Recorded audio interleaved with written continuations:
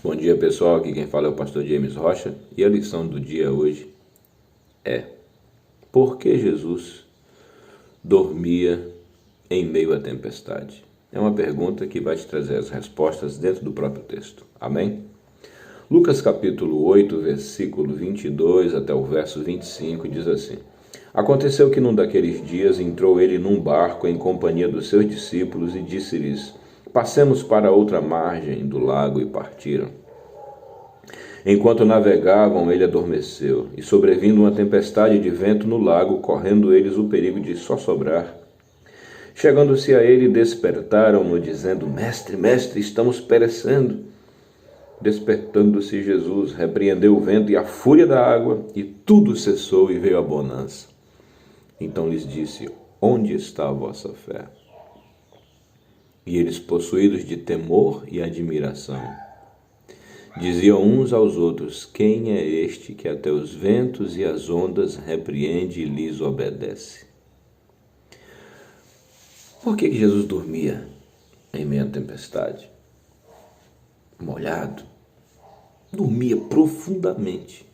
Ou seja, repousava profundamente, descansava profundamente. Aleluia! Em primeiro lugar, irmão, porque ele estava no comando da missão.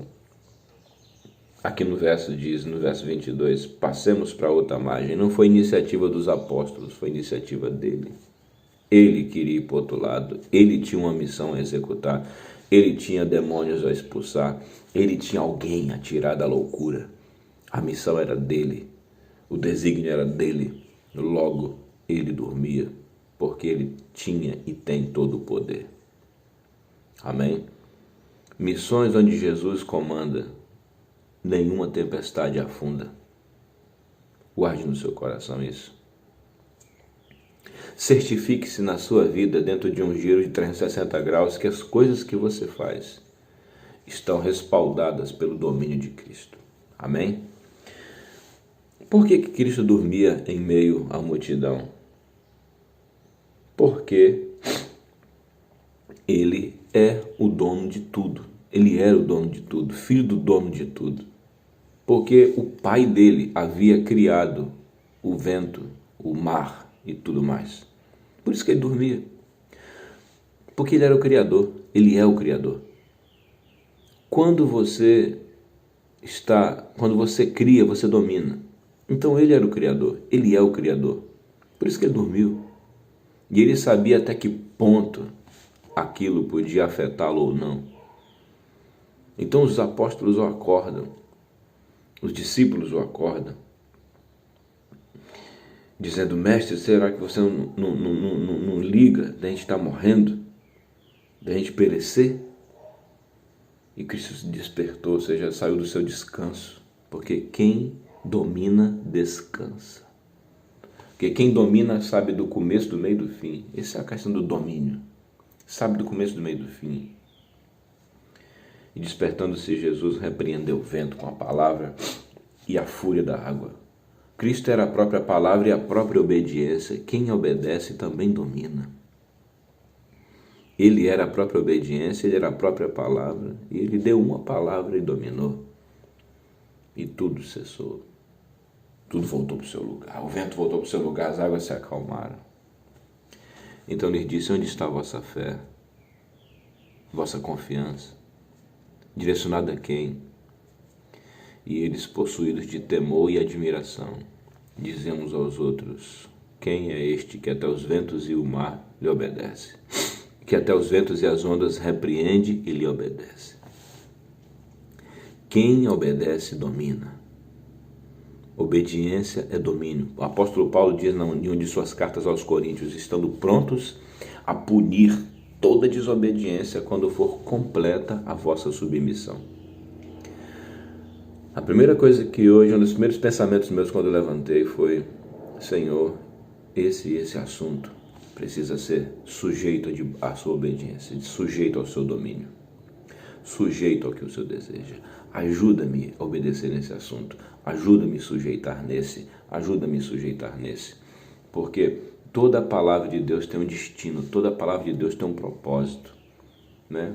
Filho, obedeça ao seu pai para que se prolongue sobre a face da terra. Quem roubava não furte mais, para que tenha como ajudar, se alimentar, se sustentar, ajudar o necessitado. Quem obedece o que Deus fala, Mateus 7, será como o homem que fez a casa sobre a rocha. Quem ouve minhas palavras e pratica. Tempestade bate, não cai. Sempre tem um destino. Então, a palavra de Deus alcançará o seu destino. Por isso que não haverá nenhum tipo de tempestade que afundará um barco, uma vida que está debaixo do domínio. Então, tenha certeza que a sua vida está em obediência. E se você está percebendo que está entrando muita água no seu barquinho, que alguma coisa nunca está legal, faz uma avaliação, bota um esquadro, sabe? Faça uma avaliação minuciosa da sua vida para ver se ela está sujeita a Cristo, submissa a Cristo. Se o que você está fazendo está de fato alinhado, porque quem está alinhado descansa, porque ele descansa, ele é o próprio descanso. Pedro estava na prisão para morrer no dia seguinte. 4 grupos de soldados do lado dele. Sabe o que ele fez? Foi dormir. Dormiu a noite toda. Uma pedra. Precisou o anjo acordá-lo. Falou, não é uma visão, não é um sonho, é verdade, sai. Ele estava debaixo do domínio. Quem está debaixo do domínio alcança destino. Quem está debaixo do domínio também descansa. Aquele que habita no esconderijo do Altíssimo, à sombra do Onipotente, descansará. Como está a sua relação com o domínio de Cristo em sua vida, nas demais áreas de sua vida? Pense nisso. E se essa palavra te abençoou, compartilhe com alguém. Mas antes de compartilhar, faz uma avaliação e veja se você está vivendo ela. Amém? Que Deus te abençoe, te dê uma ótima tarde, uma ótima manhã, uma tremenda segunda-feira em nome de Jesus. Amém.